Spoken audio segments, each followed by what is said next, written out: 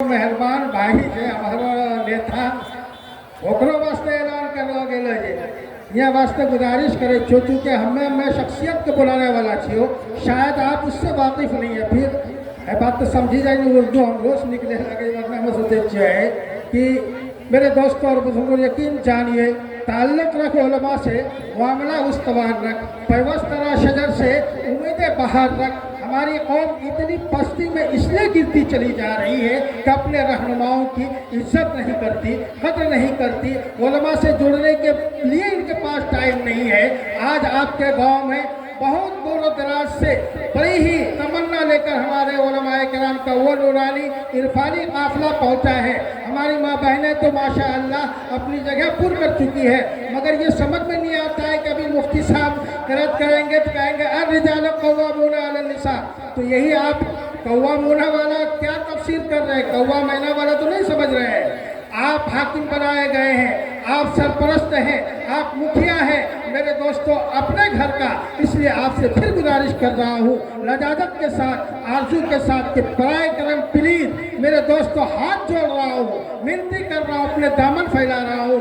बैठ जाए मेरे प्यारे। हम समझ रहे हैं कि आप बड़े समझदार हैं, मगर इस कलाम को सुनने के तरीके भी हुआ करते हैं मेरे दोस्तों और बुजुर्गों। का है किसी ने बात चाहे बेसलीका हो कलीम, बात चाहे बेसलीका हो कलीम, बात कहने का सलीका चाहिए तो मेरे दोस्तों सुनने का भी सलीका होता है। आपसे गुजारिश कर रहा हूँ। बहरहाल मैं अपनी वो बातें नहीं बयान कर रहा हूँ, आपसे सिर्फ बतला रहा हूँ वो जानी मानी शख्सियत हज़रत अक़दस हज़रत मौलाना अल्लामा मुफ्ती नियामतुल्लाह साहब आदि मदरसा सुलेमानिया शहर सनौला है, जो भी आपके इस ज़िले से ताल्लुक़ नहीं रखते, दूसरे ज़िले से है, क्या डिसिप्लिन लेके जाएंगे। मैं उन शख्सियत को बुला रहा हूँ, कहता हूँ कि लिक़ाउन्नास लैसा युफ़ीदु शैआ, लिक़ाउन्नास लैसा युफ़ीदु शैआ सिवल हिज़्यान मिन क़ील व क़ाली फ़अक़लिल मिन लिक़ाइन्नास इल्ला लिअख़्ज़िल इल्म औल इस्लाह हाली। आप इनकी बात सुने, रत्बो याबिस से इनके कलाम बहुत दूर रहते हैं,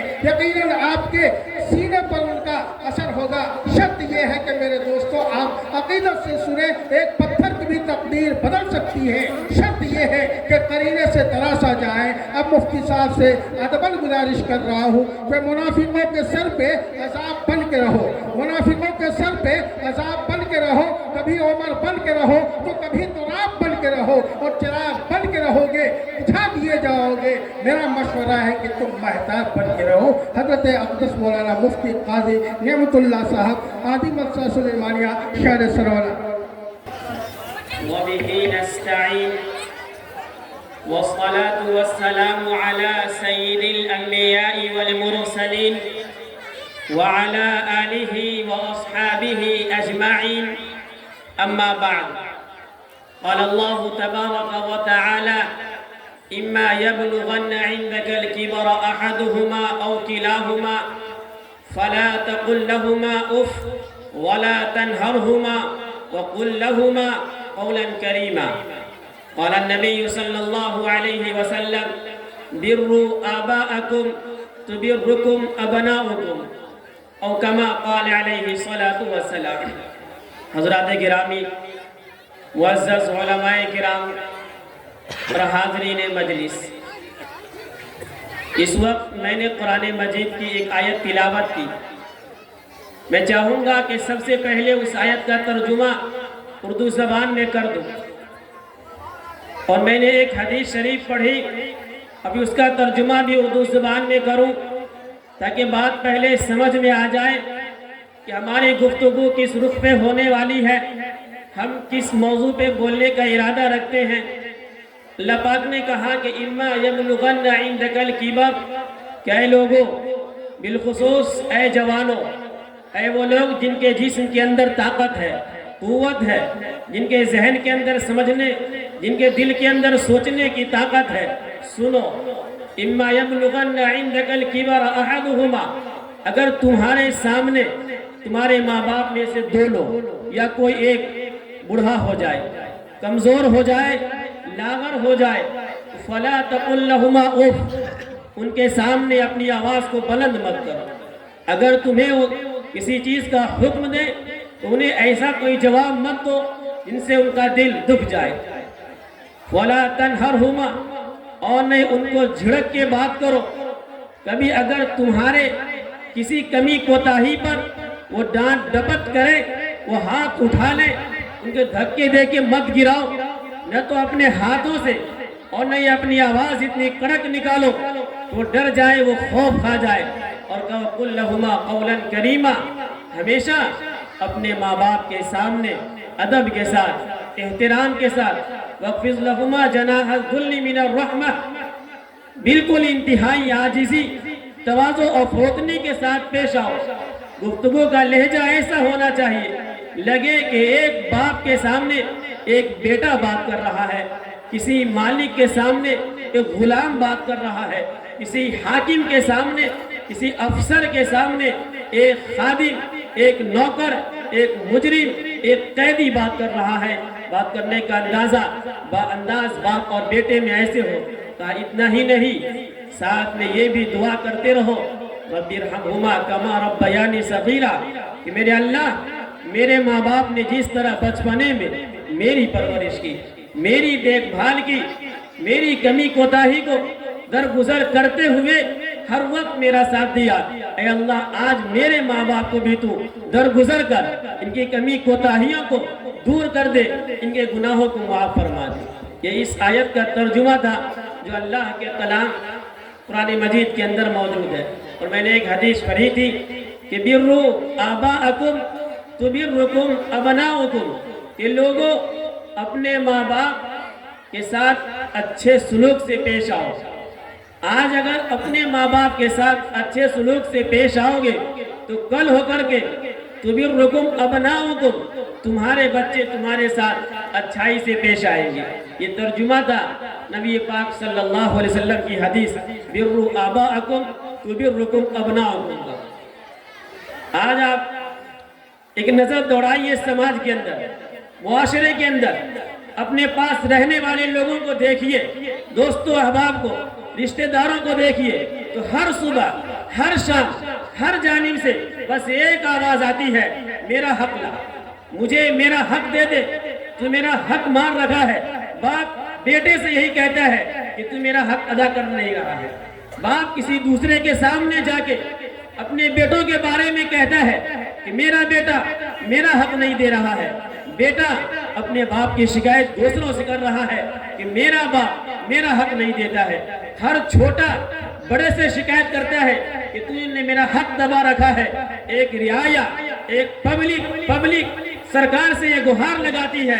आवाज बुलंद करती है कि सरकार मेरा हक नहीं दे रही है। शौहर बीवी से कहता है तू मेरा हक नहीं देती है, बीवी शौहर से कहती है तू मेरा हक नहीं दे रही है। हर सुबह हर शाम अब जहां जाए, जिस तरफ जाए, बस यही आवाज सुनाई देगी कि हर एक दूसरे से उसका हक मांगता हुआ नजर आ रहा है। आखिर इसकी क्या वजह है? अल्लाह ने साफ साफ कह दिया कि तू अब्दुल अमानाती इला अहलिहा, कह लोगों आप जिसका हक तुम्हारे ऊपर है उसे अदा कर दो। अगर आज अदा नहीं करोगे, एक दिन आने वाला है अल मुल्कु लिल्लाह, कि बस उस दिन सारी जबानें बंद होगी, इंसानों का हाथ पैर मफलूज हो जाएगा, कोई ताकत कोई कुव्वत नहीं, बस अल्लाह की ताकत होगी। वहां तो हर एक को उसका हक दिलाया ही जाएगा। हत्ता कि एक बकरी जो सींग रखती थी और किसी बेसींग बकरी को मार दी उसने, वो कयामत का दिन जब इंसान मफलूज होगा, अल्लाह तबारक व तआला दोनों बकरी को बुलाएंगे और उन बेसींग बकरी से कहेंगे कि आज सींग वाली बकरी की बस नहीं चलेगी, आज तू अपना हक इससे ले ले, तू बदला ले ले। तो आखिर हम किस दिन के इंतजार में हैं? आज हम दूसरों का हक मार करके किस दिन के इंतजार में है? उनका हक जिसका हमने मार रखा है, बहरहाल उसकी अदायगी होनी है, चाहे दुनिया में हो आखिरत में हो। अगर इंसान दुनिया में हक अदा कर देगा तो आखिरत में जब कि इंसान एक एक नेकी के लिए मोहताज होगा, उस वक्त अल्लाह के सामने इंसान सुरखरोई के साथ, कामयाबी के साथ जन्नत की राह पे चल सकेगा। और अगर उसने किसी का हक आज दबा के रख लिया तो अल्लाह तबारक व तआला की जात उस वक्त उससे हक दिला के रहेगी। हज़रात गिरामी, बतौर खास एक बेटे की बाप पर क्या हक हुआ करते हैं? एक बाप का بیٹے پر کیا حق ہوا کرتا ہے، اور وہ بیٹا وہ بیٹی جس نے اپنے ماں باپ کے حقوق کو ادا کیے، اللہ تبارک و تعالیٰ اسے اس دنیا کے اندر کیا نعمتیں دیں گے اور اس آخرت کے اندر کیا انعام سے سرفراز فرمائیں گے۔ اور وہ بیٹا وہ بیٹی جس نے اس دنیا کے اندر اپنے ماں باپ کے حق کو ادا نہیں کیا، اس کے لیے اس دنیا میں کیا وبال ہے، کیا سزا ہے، اور آخرت میں اس کے لیے کیا عذاب ہے۔ میں کوشش کروں گا کہ ان دونوں پہلو پہ کچھ نہ کچھ گفتگو ضرور کر جاؤں۔ یہ الگ بات ہے کہ مقررین کی بڑی فہرست ہے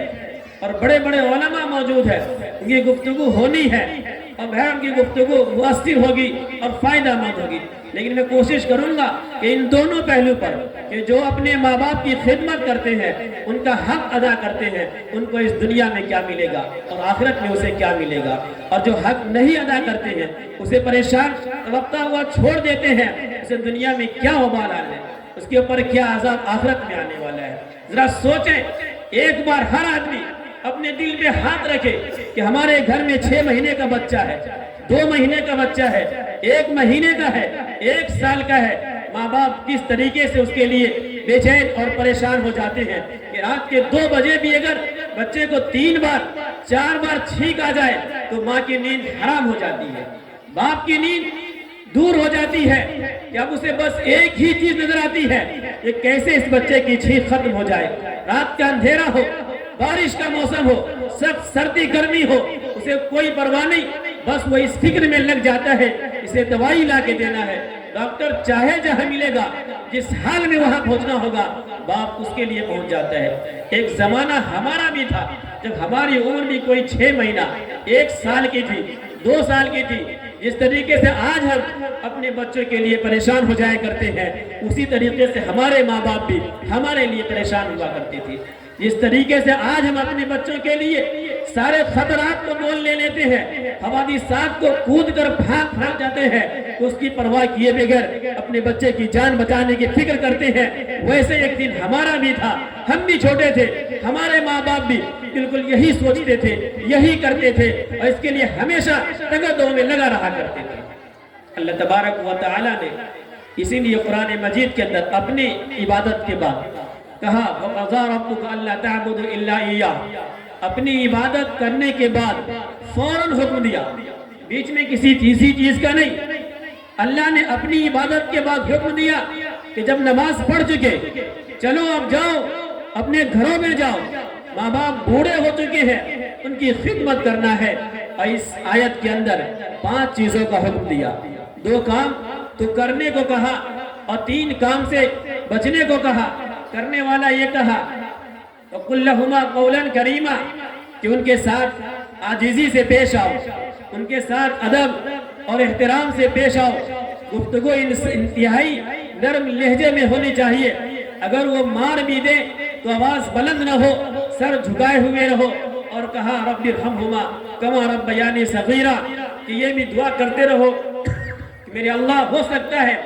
کہ جو ان کی خدمت ہونی چاہیے تھی اس میں کوتاہی ہو گئی، کمی ہو گئی، تو میری بھی مغفرت فرما، مجھ پر بھی رحم فرما اور میرے ماں باپ پر بھی فرما۔ یہ تو 2 کام کرنے کو بتایا اور 3 چیزوں سے روکا۔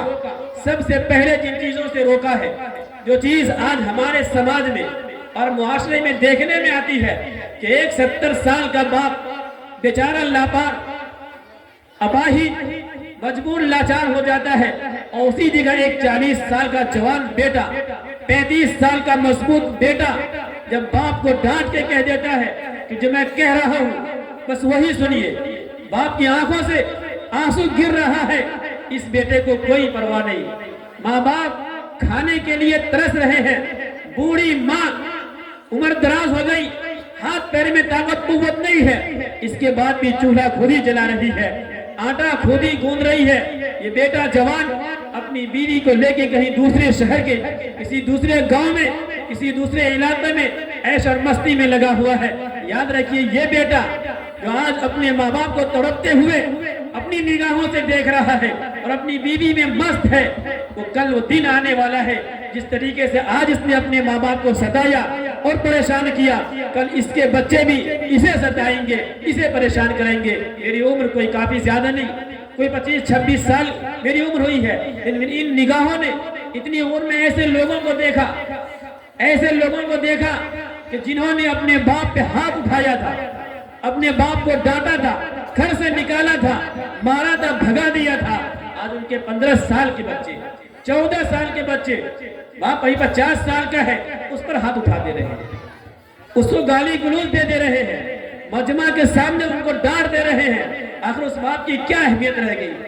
لیکن خود ان کا اپنا کیا ہوا ہے، انہوں نے اپنے باپ کو ایسا ہی ڈانٹا تھا، ایسا ہی مارا تھا، تو اللہ تبارک و تعالیٰ نے دنیا کو دکھا دیا کہ تم نے اپنے باپ کو مارا تھا نا، کہ تیرا بیٹا ابھی نابالغ ہے، کوئی 14-15 سال کا ہے، آج تجھے وہ مار رہا ہے۔ ہماری نگاہوں نے ایسے مناظر دیکھے، یقین جانیے اس وقت دل کے آنکھوں سے خون نکلنے لگتا ہے کہ کون سا زمانہ آ گیا، آخر کیسے ایسا ہو رہا ہے کہ چھوٹا بیٹا 10-12-15 سال کا ہے اور باپ سے ایسی باتیں کر رہا ہے۔ اس کی وجہ بس اتنی ہوا کرتی ہے کہ ہم نے اپنے آبا و اجداد کی قدر نہیں کی، ان کی اہمیت نہیں، ہم نے ان کو مارا پیٹا، آج ہمارے ساتھ وہی کر رہا ہے۔ کہتے ہیں وَلَا تَقُلْ لَهُمَا اُفٍّ، باپ بوڑھا ہو جائے، انسان کی عقل بڑھاپے میں کمزور ہو جاتی ہے۔ اس کا تجربہ لوگوں کو ہوگا، جس طریقے سے ایک چھوٹا بچہ 7-8 سال کا ہو وہ عقل مند نہیں ہوتا ہے، وہ اچھی اور بری چیزیں فرق نہیں کر پاتا ہے، ویسے ہی ایک شخص جو 70 سال 80 سال کا ہو جائے تو اس کی عقل بھی کمزور ہو جاتی ہے، وہ اچھائی اور برائی میں فرق نہیں کر پاتا ہے، اسے کھانا کھلا دیا جائے تبھی اسے یاد نہیں رہ پاتا ہے۔ اللہ تبارک و تعالیٰ نے کہا باپ جب اس عمر کو پہنچ جائے تو تمہارے لیے رحمت ہے، وہ اگر تمہیں ایک بار نہیں 100 بار آواز دے، تم ان کے سامنے پانی رکھ بھی دو تب بھی وہ پانی مانگنے لگ جائے، تو ابھی صبر کا مظاہرہ کرو، اپنی جوانی کو سنبھالو، اپنی طاقت و قوت کو ذرا برداشت کرو، اور اس باپ کو پیار اور محبت کے ساتھ سمجھا کر کے کہہ دو کہ ابا جان ہم نے تو یہ کام کر کے دکھا دیا ہے۔ نبی پاک صلی اللہ علیہ وسلم نے ایک حدیث کے اندر فرمایا کہ ہر انسان کی یہ خواہش ہوا کرتی ہے کہ اس کے رزق میں اضافہ ہو جائے۔ ہر انسان، ہر کوئی چاہتا ہے کہ میرے پاس زمین و جائیداد اچھی مقدار میں ہو جائے، میرے پاس بال بچے طاقتور مضبوط پڑھے لکھے ہو، میرے پاس دکان ہو، طاقت و قوت ہو، ہر انسان کی خواہش ہوتی ہے۔ ہر انسان یہ چاہتا ہے کہ میں ذرا اور 10 سال زندہ رہوں، بچہ چاہتا ہے جلدی میں جوان ہو جاؤں، جوان چاہتا ہے میری جوانی کافی دنوں تک باقی رہے، جب انسان بوڑھا ہو جاتا ہے وہ چاہتا ہے کہ میرے جسم کے اندر طاقت باقی رہے، میری عمر اور چلے، لیکن اس کی عمر میں اضافے کے لیے اور رزق میں اضافے کا سبب کیا ہے؟ اللہ کے نبی نے فرمایا کہ من احب ان یبسط له فی رزقہ، کہ جو تم میں سے اس بات کو پسند کرتا ہے کہ اس کے رزق میں، اس کے مال و دولت میں، اس کی آل و اولاد میں، اس کی طاقت و قوت میں اضافہ کر دیا جائے، اور ينسأ له فی اجرہ، اس کے عمر کو بڑھا دی جائے، یعنی وہ کم عمر میں بھی اتنے سارے کام کو دیکھ لے جو انسان زیادہ عمر پا کے بھی نہیں دیکھ پاتا ہے۔ کہتے فَلْيَصِلْ رَحِمَهُ، ایک دوسری حدیث کے اندر ہے فَلْيَبِرُّ وَالِدَيْهِ، کہ اپنے ماں باپ کے ساتھ حسن سلوک، ماں باپ کے ساتھ اچھائی سے پیش آؤ، ماں باپ کے حقوق کو ادا کرو، اگر وہ کھانے کی طلب ہے ان کو کھانا دو، ان کو خدمت کی ضرورت ہے ان کی خدمت کرو، ان کے پاس کپڑے نہیں ہے کپڑے کا انتظام کرو، ان کے سر میں درد ہے تو دوائی کا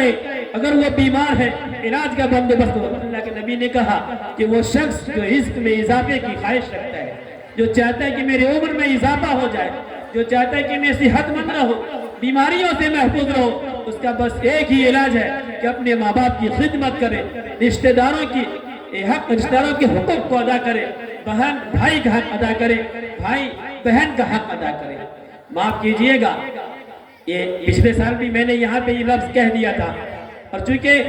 کہنا ضروری ہوتا ہے تو میں کہہ جاتا ہوں کہ اللہ کے نبی صلی اللہ علیہ وسلم نے حدیث کے اندر ارشاد فرمایا کہ من اشترى ثوبا، کہ ایک آدمی ایک کپڑا خریدتا ہے 100 روپے میں، ایک کپڑے کی قیمت 100 روپے ہے، وہ 100 روپیہ میں 99 روپے تو حلال کے لگے ہوئے ہیں اور 1 روپیہ، بس 1 روپیہ حرام کا لگا ہوا، کہتے مادام علیہ السلام لم يقل مادام، کہ جب تک وہ بندہ اس کپڑے کو پہنا رہے گا اس کی نماز قبول نہیں ہو سکتی ہے۔ حق کی اتنی اہمیت ہے کہ ایک بندہ اگر ناجائز اور حرام روپیے کا 1 روپیہ لگا اس کپڑے کے، کپڑا 100 روپیے کا، 99 روپیے حلال کے تھے، 1 حرام کا لگا ہوا ہے، کہتے جب تک وہ کپڑا بدن کے اوپر رہے گا اس کی نماز قبول نہیں ہو سکتی ہے۔ اب ذرا سوچئے،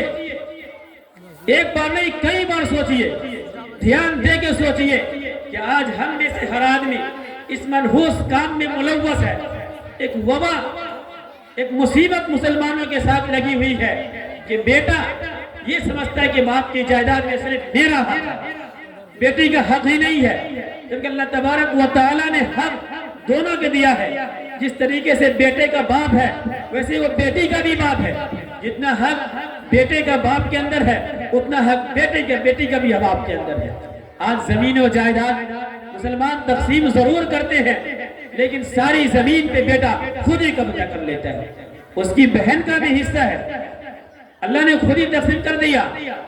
کہ 2 حصے بیٹے کو ملنا ہے، 1 حصہ بیٹی کو ملنا ہے۔ یہ انسانوں کی تقسیم نہیں، اللہ کی خود ہی تقسیم ہے کہ 2 حصے بیٹا کا، 1 حصہ بیٹی کا۔ اللہ کی جب یہ تقسیم ہے تو پھر اس میں کسی انسان کا کیا عمل دخل ہوگا؟ اب ذرا سوچئے کہ ہم اگر 1 پلیٹ چاول کھاتے ہیں، اس چاول کے اندر اگر 100 دانے ہوں گے، 100 دانے،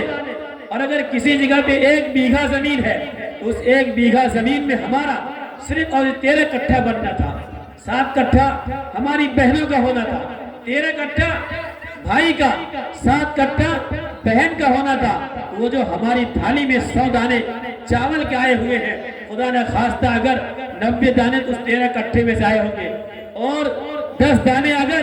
اس 7 کٹھے سے آیا ہوا ہوگا، کہتے لم یقل اللہ، جب تک انسان کے جسم کے اندر وہ غذا باقی رہے گی نماز اس کی قبول نہیں ہوگی۔ جب تک انسان اس غذا کو کھا کر کے پلا بڑھا ہوگا، کہتے اس کی نماز قبول نہیں ہوگی۔ وہ کپڑا جو پہن رکھا ہے، وہ چپل جسے پہن کے وہ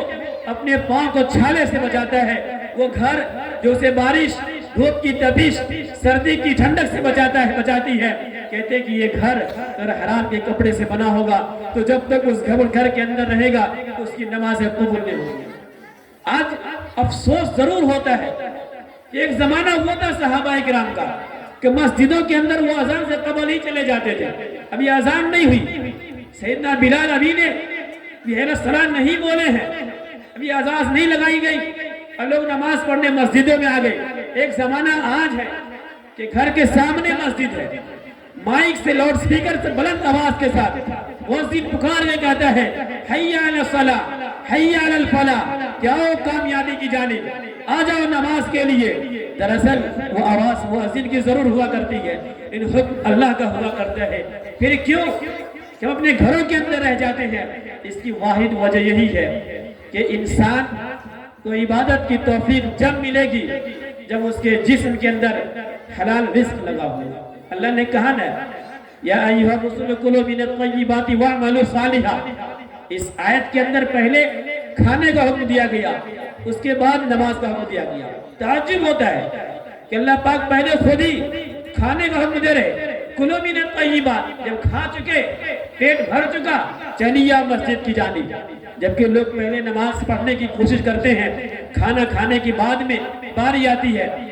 فقہاء نے لکھا، مفسر نے لکھا، اس کے اندر نکتہ یہ ہے کہ عبادت کی توفیق انسان کو اسی وقت مل سکتی ہے جب اس کے رزق، اس کی غذا، اس کا کپڑا، رہنے کے لیے گھر، سواری، گاڑی، چپل، جتنی چیزیں ہیں جب اس کے حلال طریقے سے حاصل کیا ہوگا تب اس سے قدم مسجد کی جانب جائیں گے، تب اس کے ذہن میں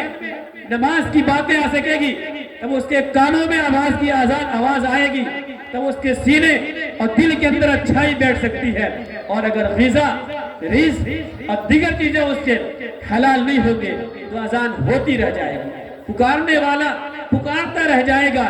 بلانے والا بلاتا رہ جائے گا، وہ جو کہ تو بھی اپنی جگہ سے ہلے گا نہیں۔ ہم میں سے ہر آدمی یہ کوشش کرے کہ ہم ایک دوسرے کا حق ادا کریں گے، صبح سے شام تک صرف یہی نہیں سنیں گے کہ میرا حق دو، بہن ہم سے حق مانگتے مانگتے انتقال کر جائے، قبر میں چلا جاتی ہے بیچاری، ہم اس کا حق نہیں۔ اللہ کہتے ہیں ان اللہ ان تؤدوا الامانات الى اهلها کہ لوگوں ہر ایک کو اس کا حق ادا کر دو۔ اللہ تبارک و تعالی نے ایک کو دوسرے کا حق ادا کرنے کا حکم دیا۔ نبی پاک صلی اللہ علیہ وسلم نے فرمایا کہ رزق میں بڑھوتری کا سبب ماں باپ کی خدمت کرنا ہے، ماں باپ کا ادب و احترام کرنا ہے۔ ایک تیسری حدیث کے اندر آپ صلی اللہ علیہ وسلم نے فرمایا کہ بروا ابناءکم تبرکم اولادکم، کہ آج اپنے ماں باپ کی خدمت کرو، بس اسی کا صلہ یہی ملے گا کہ جب بڑھاپے میں پہنچ جاؤ گے تو بچے خدمت کریں گے۔ جس نے اپنے ماں باپ کی خدمت جوانی میں نہیں کی، آج وہ کر رہا ہے جوانی میں خدمت اپنے ماں باپ کی، لیکن دراصل وہ اپنے لیے ذخیرہ جمع کر رہا ہے، دراصل وہ اپنے لیے راہ ہموار کر رہا ہے۔ محدثین نے اس حدیث اور ان آیات کے ذیل میں لکھا ہے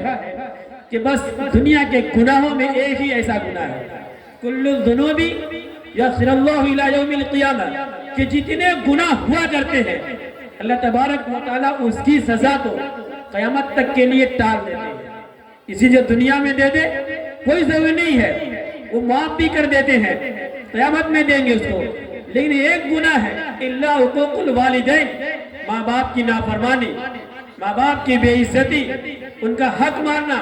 کہتے ہیں یعجل اللہ لصاحبہ فی الحیات قبل الممات، کہ اللہ تبارک و تعالیٰ اس گناہ کے وبال، اس گناہ کی سزا اسی دنیا کے اندر دیتے ہیں، آخرت میں نہیں۔ ہر انسان کو جس نے اپنے ماں باپ کی ناقدری کی اس کی سزا اسی دنیا میں دی جائے گی۔ یعجل اللہ فی الحیات قبل الممات، کہ مرنے سے پہلے اسے بہرحال اس دنیا میں سزا دی جائے گی۔ تو کچھ اس طریقے سے اللہ تبارک و تعالیٰ ان لوگوں کو جو اپنے ماں باپ کی خدمت کرتے ہیں دنیا میں تو اس کو یہ انعام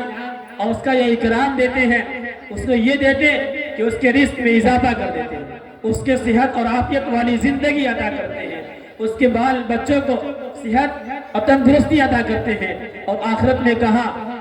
کہ لم يدخل الجنہ، کہ وہ شخص جس نے اپنے ماں باپ کی خدمت نہیں کی وہ جنت میں داخل نہیں ہوگا، لیکن جس نے خدمت کی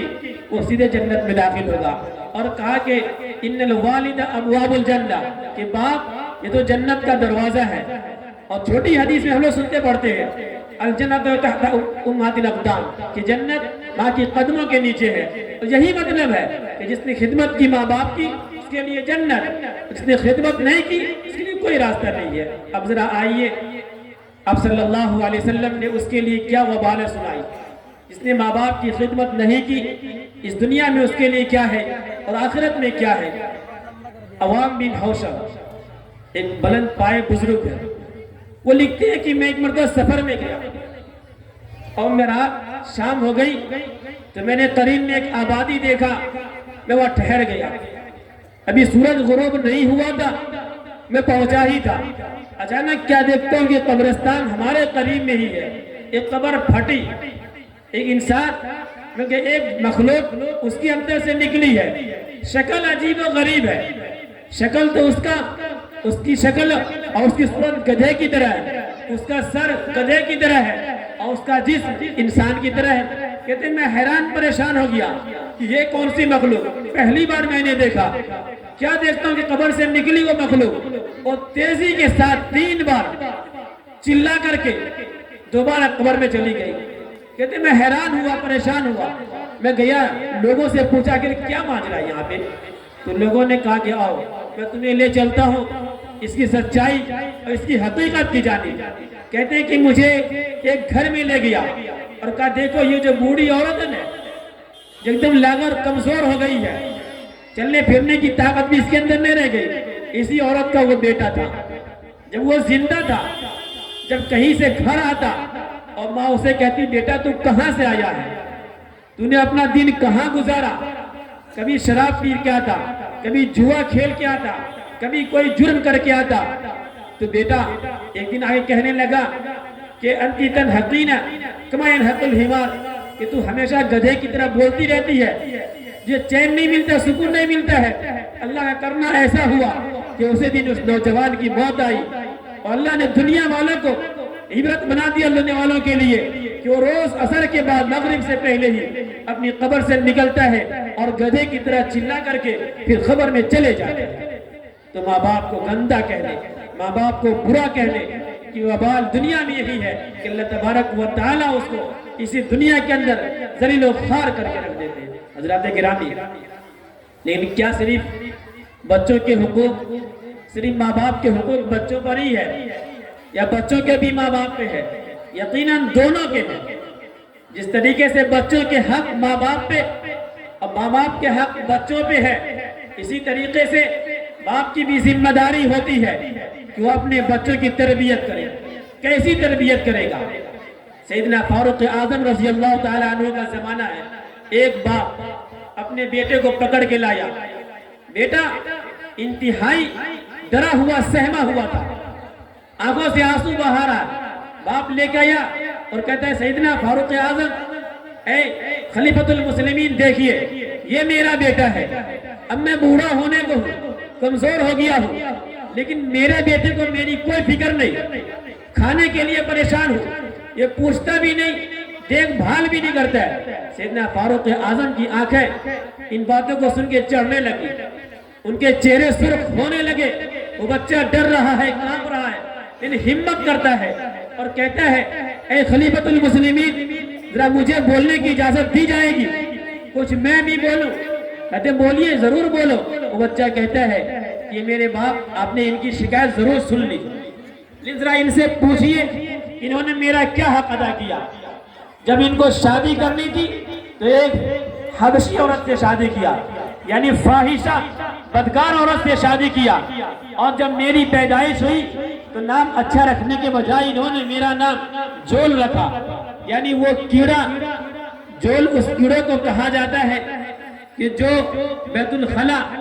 جو گندگیاں روڈ پہ ہو، گوبر، تو اسے وہ لے کے یہاں وہاں بھاگتا رہتا ہے، اسے جول کہا جاتا ہے۔ بچہ کہتا ہے کہ بتائیے کہ میرا نام میرے ابا نے کیا رکھا؟ جول، یعنی گندگی کو اٹھانے والا کیڑا۔ جب میں پڑھنے کے لائق ہوا تو مکتب نہیں بھیجا، مدرسہ نہیں بھیجا، اسکول نہیں بھیجا، کسی معلم کے حوالے نہیں کیا، مجھے بکری چرانے میں لگا دیا۔ بھلا میرے اندر اچھائیاں کہاں سے آئے گی؟ میری ماں بدکار، میرا نام انتہائی گندا، میرا کام کھیتی باڑی، بکریوں کو چرانا، میں کہاں سے اچھائی کر پاؤں گا؟ سیدنا فاروق اعظم اس شخص کو کہتے کہ جا، پہلے اپنا حق ادا کر، پہلے اپنا حق ادا کر، پھر حق مانگنے کے لیے آنا۔ تو ماں باپ کی یہ ذمہ داری ہوتی ہے کہ جب وہ شادی کا ارادہ کرے تو شادی کے لیے ایسی عورت کا انتخاب کرے جس کے اندر حسن صورت کے ساتھ حسن سیرت پائی جاتی ہے، جو دیندار ہو، جو با اخلاق ہو، کسی اچھے گھرانے سے تعلق رکھتی ہو، مال و دولت کے لالچ میں اس کے حسن پہ جا کر کے، اس کی ڈگری، اس کی نوکری پہ جا کر کے اللہ کے نبی نے منع کیا نہیں۔ اللہ تبارک و تعالیٰ یہ ساری چیزیں دینے والے ہیں۔ آج عزت کی وجہ سے، آج مال و دولت کی وجہ سے نہیں، دین کو دیکھ کے شادی کی جائے تو کہتے ہیں کہ جب اس کے اندر سے شادی وہ ہوگی، تب جب بچے پیدا ہوں گے اس میاں بیوی سے، اس کے اندر نیک نامی آئے گی، اچھائی اس بچے کے اندر آئے گی۔ کہتے ہیں کہ جب وہ بچہ بڑا ہو جائے تو اس کو نام رکھنے کی باری آئے تو نام وہ ہو جو صحابہ کرام کا نام تھا، وہ نام ہو جو اسلامی نام ہو، اس سے کوئی معنی ہو، اس سے کوئی مطلب ہو۔ نام کا اثر بچوں پہ ہوا کرتا ہے، جب پڑھنے کی عمر کو پہنچ جائے اسے پڑھنے کے لیے بھیجا جائے۔ آپ صلی اللہ علیہ وسلم نے ایک حدیث میں فرمایا کہ کلکم راعٍ وکلکم مسئول عن رعیتہ، کہ ہر انسان، ہر آدمی ذمہ دار ہے، ہر آدمی سرپرست ہے، ہر آدمی گارجین ہے۔ کہتے کہ الامام علی الناس راعٍ، اگر مسجد کا امام ہے تو پورے گاؤں کا ذمہ دار ہے، اس سے پوچھا جائے گا پورے گاؤں والوں کے بارے میں۔ کہتے ہیں کہ وہ شخص جو مکھیا ہے تو اس اپنے پنچایت کا ذمہ دار ہے، اگر اس پنچایت کے اندر کوئی شراب پینے کا عادی ہو جاتا ہے، کوئی اگر گناہ کا کام ہو رہا ہے، کہتے مکھیا تیرے سے پوچھا جائے گا، کوئی سرپنچ ہے کہتے اس سے پوچھا جائے گا، اور رجل راعٍ اس سے پوچھا جائے گا اس کے بارے میں جو اس کے ماتحت میں ہے۔ کہتے المرأة راعٍ، عورت سے پوچھا جائے گا اس کے بچے اور بیویوں کے بارے میں۔ ایک دادا ہے تو اس کے پوتے کے بارے میں پوچھا جائے گا. اگر کوئی پوتا بگڑ گیا, اس نے دینی تعلیم حاصل نہیں کی, تو دادا سے اللہ پاک کہیں گے ہم نے تجھے عقل دی تھی, سمجھ دی تھی, فہم و فراست دی تھی, آخر تیرے رہتے ہوئے گھر کے اندر تیرا یہ چھوٹا سا پوتا معصوم کوئی 6-7 سال کا تھا, سیدھی راہ پہ کیوں نہیں چلا, اس کی راہیں خراب کیسے ہو گئی, 15-16 سال کا ہو گیا, شراب کیسے پینے لگ گیا, یہ کیسے جواری بن گیا, کیسے بدکار بن گیا, یہ کہاں کا جائے. کہتے دادا سے پوتے کے بارے میں پوچھا جائے گا, پوتی کے بارے میں پوچھا جائے گا, نانا سے نواسے کے بارے میں پوچھا جائے گا, نانی سے نواسی اور ناتی کے بارے میں پوچھا جائے گا. باپ اگر ہے بیٹے سے پوچھا جائے, بیٹے کے بارے میں پوچھا جائے گا. کہا جائے گا کہ تو باپ تھا,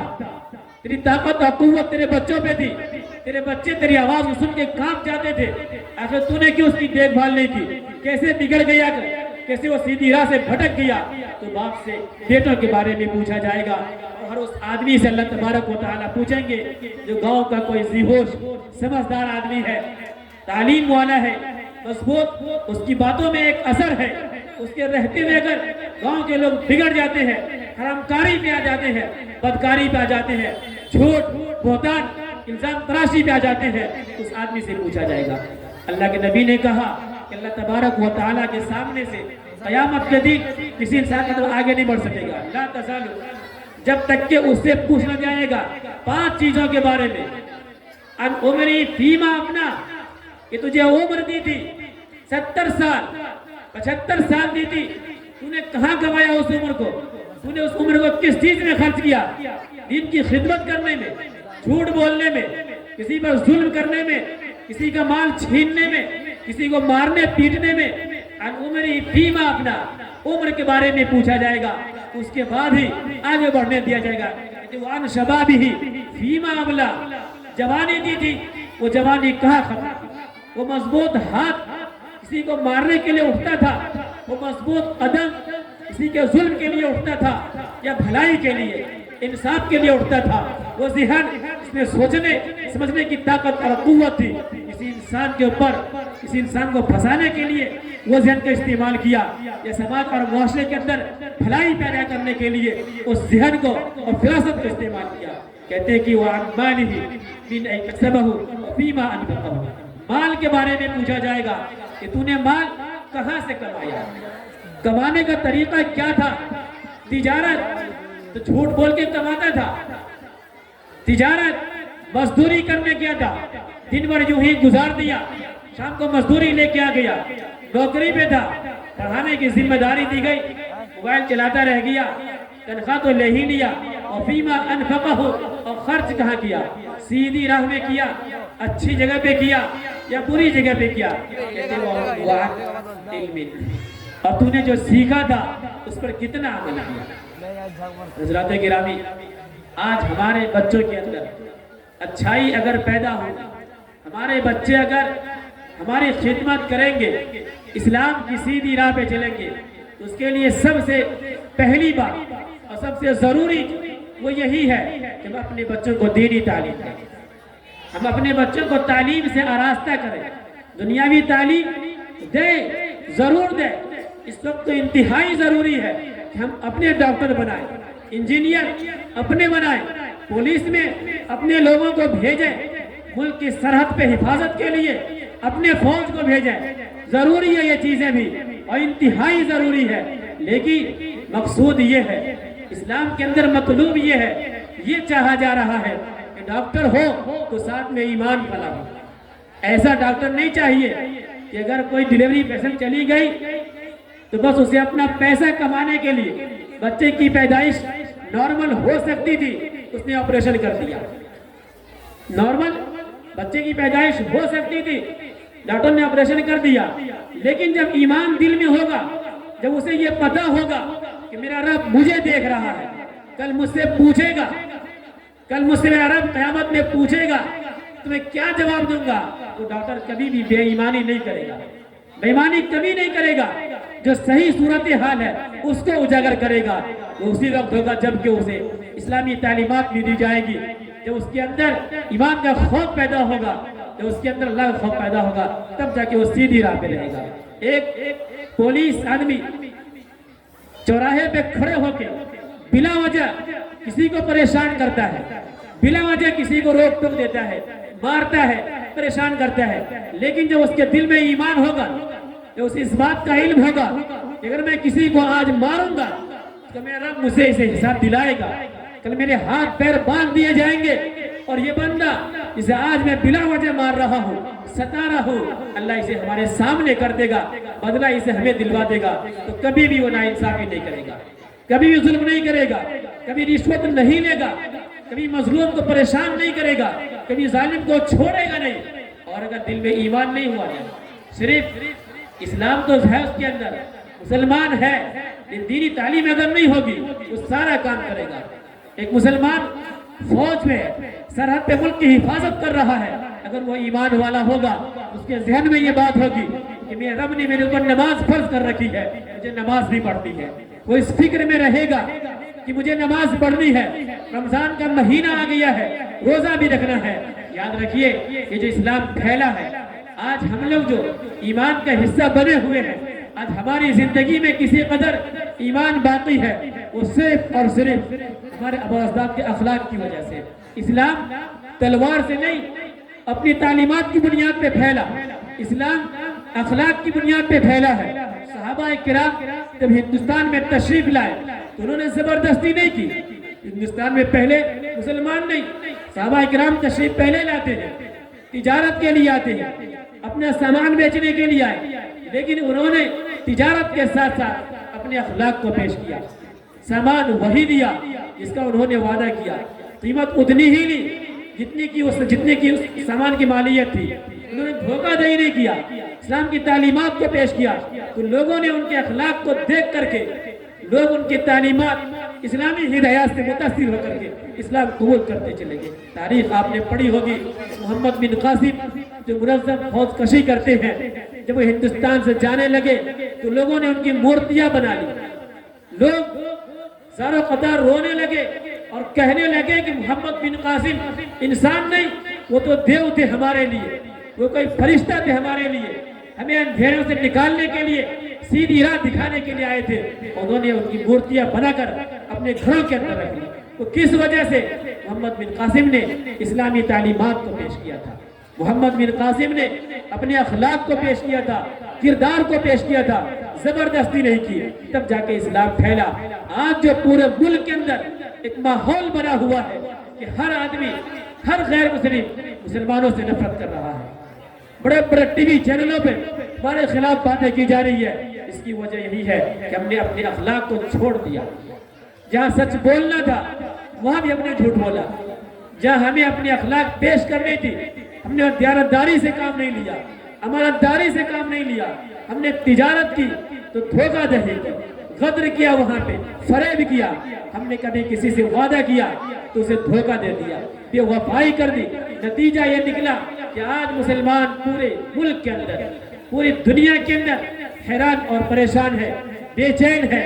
आज यहाँ से इस पैगाम को लेके जाइए, हर इंसान एक दूसरे का हक भी अदा करे। अगर हमने अपनी बहन का हक मार रखा है तो उसे मुतालबा किए बगैर दे देना है, हमने अपने बाप भाई का हक मार रखा है तो उससे मुतालबा किए बगैर उसे दे देना है। अगर हमने अपने पड़ोसी का हक मार रखा है तो उसे इसी दुनिया में दे करके अपने लिए आखिरत की राह हमवार कर लेनी है, कल तो वो खुदा हमें दिला ही देगा। अल्लाह के नबी की एक हदीस है कि वो शख्स जो दुनिया से इस हाल में रुखसत हुआ कि उसके कंधे के ऊपर, उसकी पीठ के ऊपर गुनाहों का बोझ है, लोगों के ऊपर उसके ऊपर लोगों के हुकूक को मर गया। रोज़े क़यामत दोनों आदमी को बुलाया जाएगा। दुरूदों का नगमा, दुरूदों का नगमा, दुरूदों का नगमा, दुरूदों का नगमा, दुरूदों का नगमा, लबों पर सजा कर, बोले सुभान अल्लाह, के दुरूदों का नगमा, दुरूदों का नगमा, दुरूदों का नगमा, लबों पर सजा कर چلا ہوں میں طیبہ چلا ہوں میں طیبہ مزار آ گئے درودوں کا نغمہ درودوں کا نغمہ لبوں پر سجا کر چلاؤں میں طیبہ مزار آ گئے مزار آ گئے اسی سوچ کو میں لیے جا رہا ہوں اسی سوچ کو میں لیے جا رہا ہوں سناؤں گا دکھڑا مزار آ گئے یہ دنیا کے عہدے یہ دنیا کے عہدے یہ دنیا کے عہدے یہ شہرت بلندی ہمارے لیے یہ کوئی کم نہیں ہے کوئی کم نہیں ہے وراثت میں ہم کو وراثت میں ہم کو وراثت میں ہم کو ملی گئے نبی سے وراثت میں ہم کو ملی گئے نبی سے جو غربت کا تحفہ مزار آ گئے وراثت میں ہم کو ملی گئے نبی سے جو غربت کا تحفہ مزار